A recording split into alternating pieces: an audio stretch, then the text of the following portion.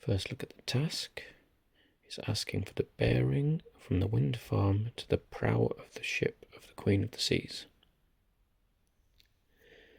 Find the wind farm, find the prow of the ship, move the plotter using the outer sides of the plotter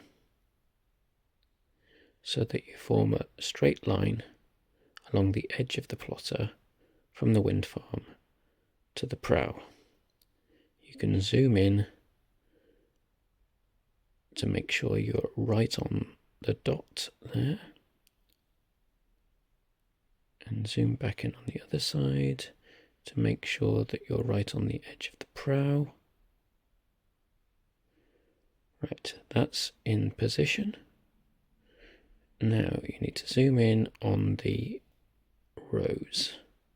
You turn the rows so that 0 north is pointing where the chart's north is, so directly up, and you can make fine adjustments by making the grid line up with the chart's lines of longitude and latitude. A little bit of tweaking.